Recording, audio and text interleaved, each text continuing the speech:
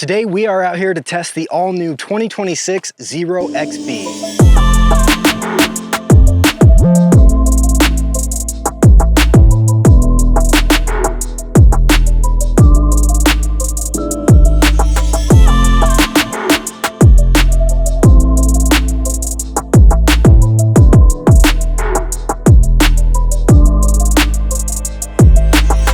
Before we get into riding, let's go over a couple of the specs on this bike. The power output of it is 7 kilowatts with a 74 volt 32 amp hour battery. That is 2.4 kilowatt hours. This bike has got KKE front and rear suspension on it. The front suspension has got a preload adjustment, a compression adjustment with an air valve, and a rebound adjustment. And your rear shock is like all the standard ones on the market. It has got a compression, a rebound, and a preload adjustment by spinning the spring. I'm excited to see how the suspension feels in comparison to other bikes that are similar to it on the market. And I know you guys are looking at this and probably thinking, this looks just like a Sur on Light B. In fact, it looks like a 2024 Sur on Light B. Why would this bike be good here today in the market where we've got bikes like the E-Ride Pro SR and 3.0, the Ventus 1 Plus, all of these killer bikes coming to the market? The reason that this one might be really good is because of the price point that it comes in at. This bike is right under $4,400,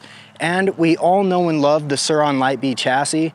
So I'm excited to ride the Zero XB that has got very similar geometry to that bike, but a couple of modernized updates to it. Now you might also be thinking, Brett, why are you riding this bike with modifications already done to it?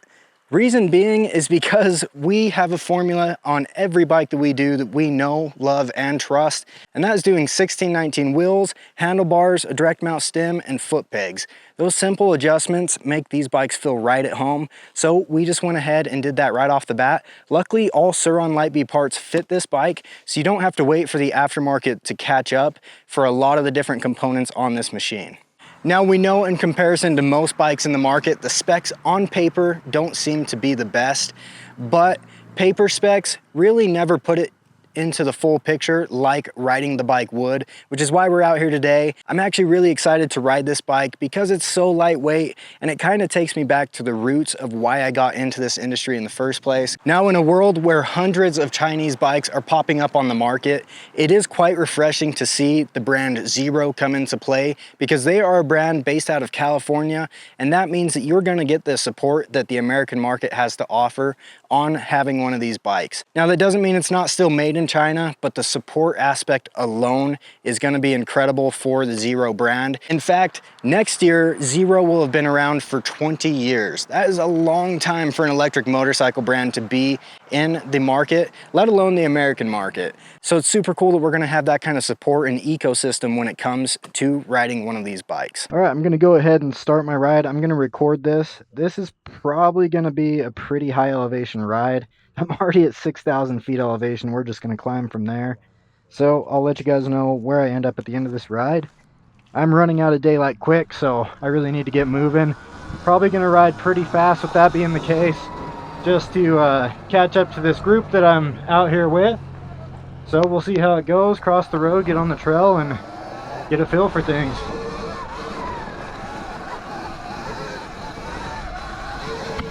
I am starting off here in standard mode, and I'll tell you what, first thing that I notice is these 1619 wheels are stancing the bike out really well. I've got a lot of traction even though this trail is super loose and dusty. Wow, look at that, there's some deer. They can't hear me sneaking up on an electric bike.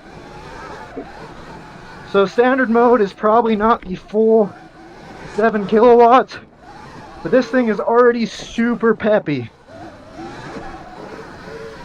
but also very manageable, which is nice.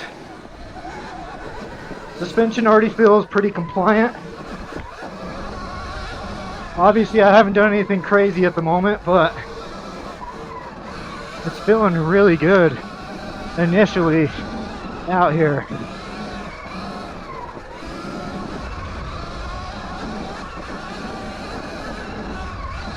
So standard mode feels like it tops out kind of quick, but that's kind of what makes this bike fun, is I can ride it really holding that throttle open, and because it's so nimble, That makes it playful. Wow, this thing rips. This is awesome.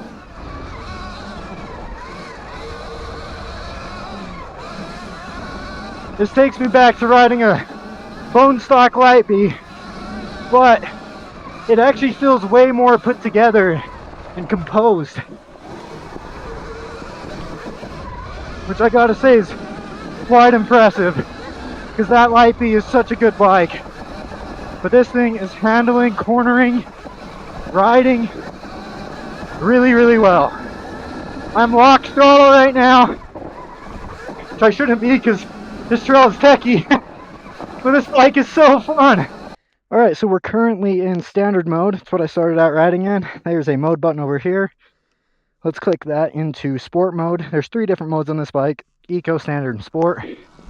Let's see how quick sport mode feels. Yeah, it's definitely got more pep right off the bat. Man, I love this bike because you can just throw it wherever you want it to go. And it's really composing itself. The suspension on it is nothing special, but it's working well. It feels like it actually matches this bike quite nicely in terms of spring rate. And I probably just flattened my tire. Wow, that was a hard hit. Spring rate. And I probably just flattened my tire. Man, massive hit. Tire's not flat. Thank you, Warp9, because that was a big one. You took it just fine. Sharp turn. Up some rocks.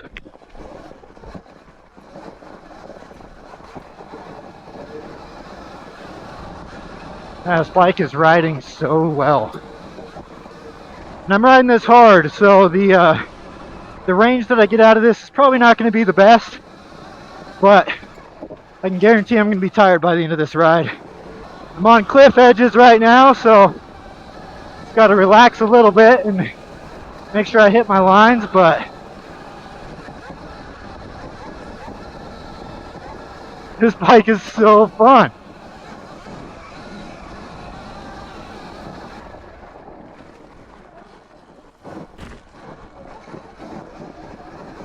Sport mode is a little bit at really slow speed peppy, which is going to be really nice for like popping wheelies, and when you're being aggressive on the bike it feels great. It matches that really well. But standard mode's probably the better mode for these trails, especially where I have so much traction off of this 6019 setup on this bike. So much so that I'm actually going to try something really gnarly on this trail here soon. It's a feature that I've only done on a modified Sur-Ron Ultra Bee with gummies and moose tubes.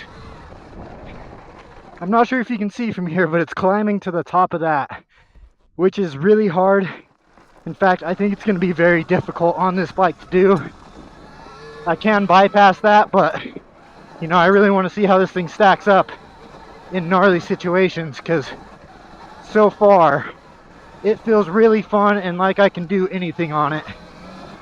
So I'm going to relax a little bit, hit my marks, pick my lines, try to get through this slippery, goat heady rock section and climb all the way up this super steep, super gnarly hill. I don't even know if I have the power for it, being a 7 kilowatt bike, but we're going to find out. Let's go. Wow, this is crazy. Alright, this is where it's going to get really tough. Let's just see if I can track right up it. Use that tractor-like torque. Man, I'm just tracting and going so slow. This is so steep. My front end doesn't want to stay on the ground. Alright. Let's go. Let's go, horsey. Yes. Wow. No way. No way did I just do that. Let's go, bike. Keep it going. This is crazy. This is where it gets real. As if it wasn't before. Holy crap. It's just tractoring. Wow. Okay. This part's gonna be damn near impossible. I don't know if I can make it up that, to be honest. Not from a dead stop. Alright, come on. Come on.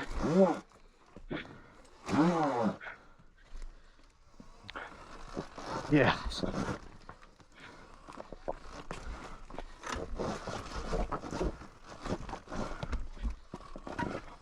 Come on.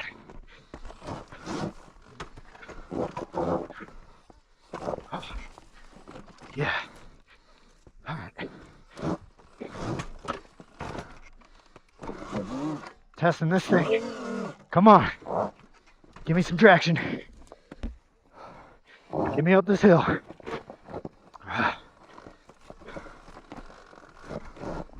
Come on. Yes. Yes, dude. We made it happen. We made it happen.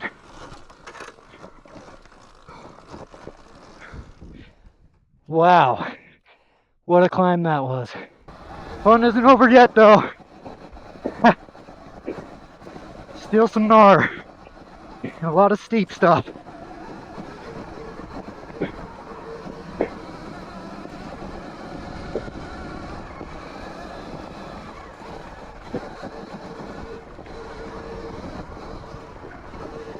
Can't believe how well this bike is maintaining its composure throughout all of that.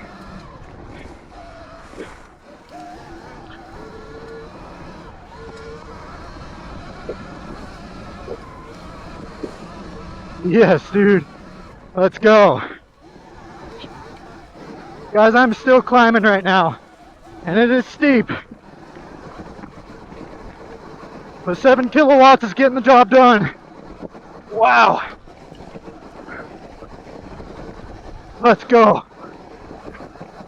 Yeah, buddy. Yes, dude. Keep going.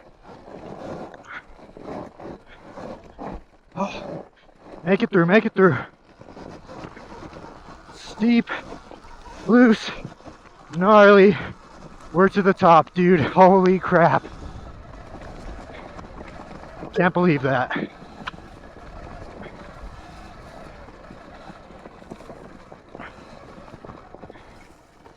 Wow.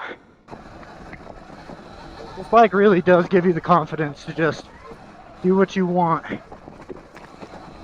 Even in a trail like this. It is absolutely gnarly, steep, rocky. The suspensions, although it could be better, all suspension can be better than what comes OEM. It is maintaining its composure. In fact, the reason that I was able to climb that hill is because I was able to find traction that is really tough to come by. And a lot of that comes down to wheel setup and suspension. So it's nice to be able to set my weight on the bike and get grab traction. Right now, this thing is dancing around, but never stepping out, which is just wild.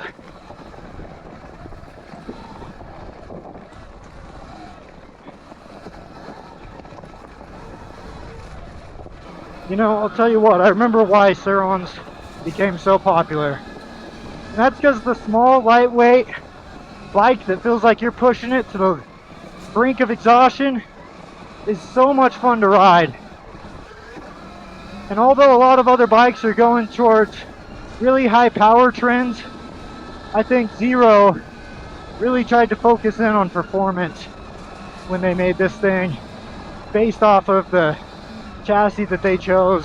And you know, I've seen them do a lot of racing on these bikes, including the XE, and they're really loving it. You know, they're getting people like Sirris involved to be tuning suspension, and it's cool to see that. That's what happens when you're an American brand. You get the people in the communities involved with the process of your bike and what it takes to make it a good one. And this thing absolutely rips. Yeah, it's not the fastest bike in the world, but it is one of the funnest lightweight e-motos. In fact, in terms of the hyperweight class, I do really enjoy this bike a lot. Now I will say, I can guarantee you, I would not be feeling this way right now if I did not do the wheels and the handlebars and direct mount stem on this bike. That is such an important thing to do to these small size bikes, especially if you're off-road riding them. If you're on-road riding them, 1919 is okay. But if you're off-road, you have to do a 1619 wheel set to be as comfortable as I am today. It is so important. Which is why I'm glad that Zero stuck to a standard that's already in the industry and developed in the aftermarket. Because that is making this bike super fun. And I'm trying to get all the way up there for the sunset. So we will see how it goes. Now, one thing I will say is I am going to be riding into the dark, which means I will need to be testing the headlight on this bike here pretty soon. What up? How's it going? So good, man. Sorry, didn't mean to scare you.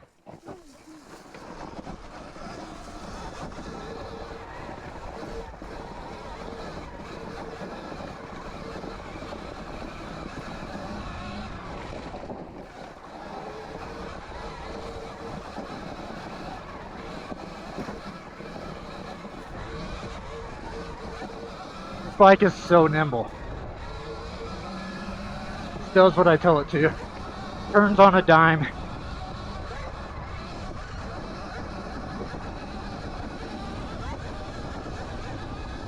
I'm wide open. Still wide open. But sending this thing.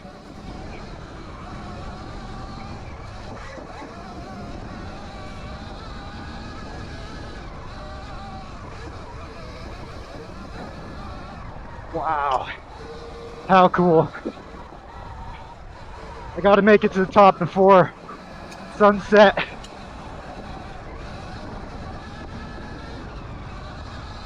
And the gnarliness is not over yet. In fact, the very last part of this gets really gnarly. It's gonna be climbing that mountain right there. Yo, this thing is moving. Big whoops. Oh, and it tanked him. Let's go. Big whoops.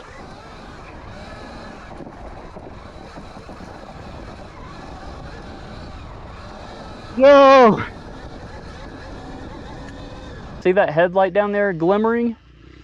Somebody is hauling ass up the mountain, and typically that's probably Brett. Talking, riding, going super fast. So then that makes me wonder, uh-oh, I'm running out of battery. It's a good thing Brett's coming. I'll get a new battery because you guys know I like to film the whole time. Keep pushing, mama. I want to see what you can do.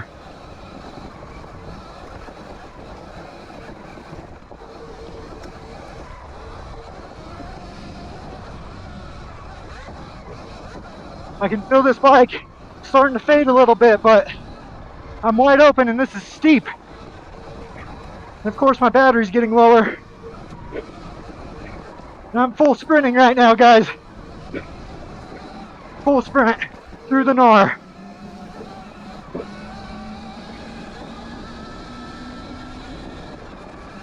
Alright, this is where it gets really techy. I'm going to chill out a bit. Take it as it comes, so I don't fall off cliffs.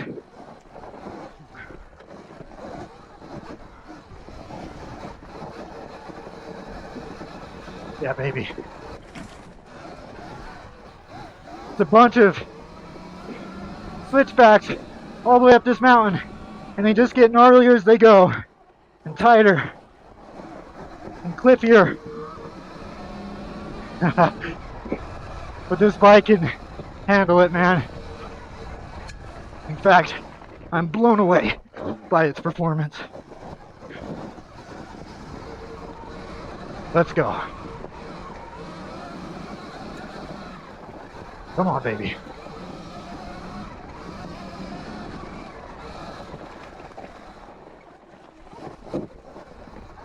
Tacky, deep loose, sharp, gnarly. I'm being so picky about where I put my tires.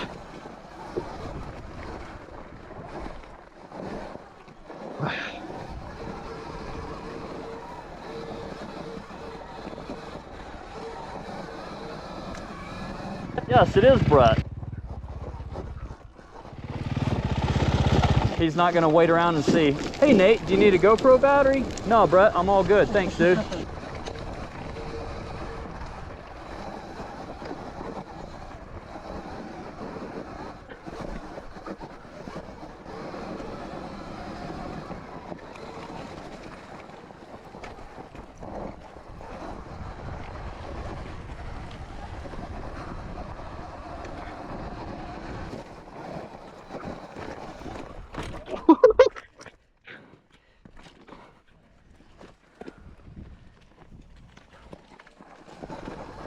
How's it going?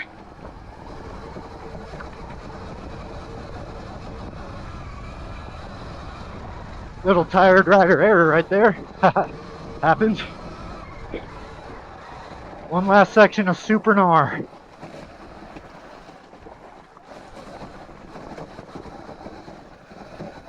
Yeah, that's insane. Keep crawling, baby. Oh, come on. Get up and over. Oh, dang it. I almost cleaned that. Oh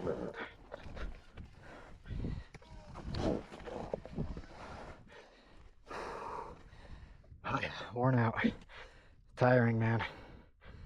I've got a temperature gauge on right now because I'm pushing this bike to its limit. But it's still going. It hasn't stopped. So let's keep it going until it stops, if that ever happens.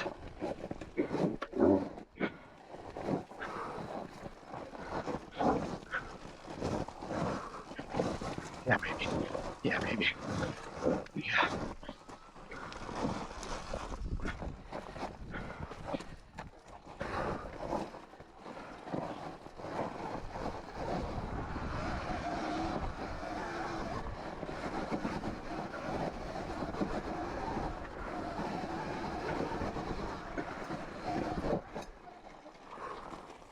That was a full climb all the way to the top.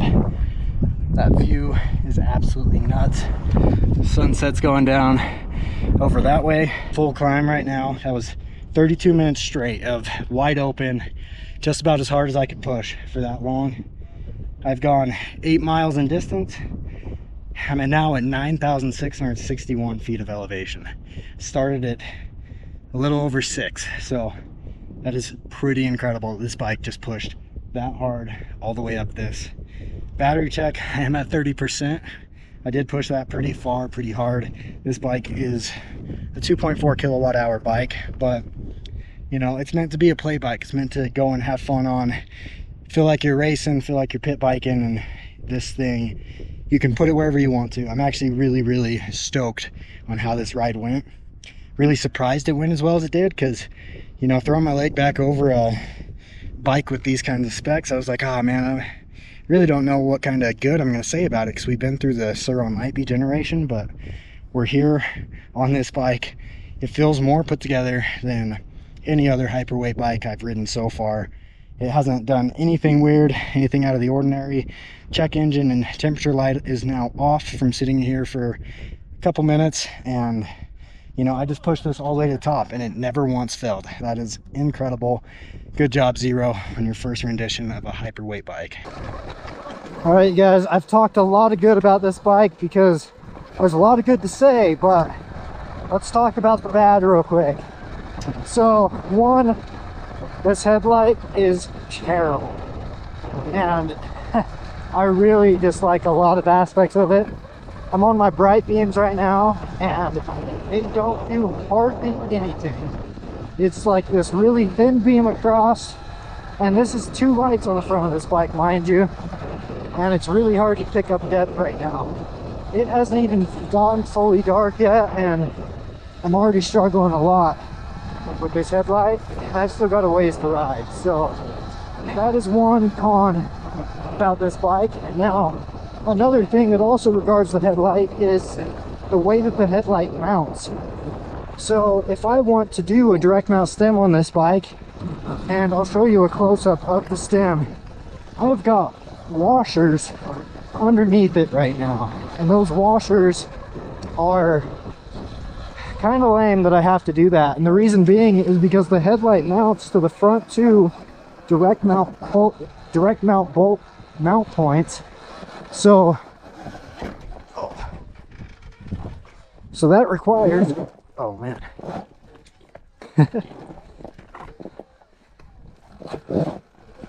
So that requires me to quite actually put spacers in the back to get a direct mount stem to work on this. Now what I can do is just take this headlight off completely and mount that normally, which, truth be told, is what I'm going to do because this headlight is terrible. I wanted to test it first, but I regret that decision. I should have just gone with my gut and put a different headlight on and taken it off so I can put a number plate on the front and use the direct mount stem properly. The suspension, once again, not the best suspension in the world, but I would wear it out a bit first before you upgrade it because it's actually working quite well in consideration. Not the best, not the worst, good enough to ride. All right, this is where it gets gnarly. Oh, and I can't see my line, so I'm just kind of picking through, hoping not to die. Wow, sketchy, so sketchy. Can't see, dropping in. Woo, mama.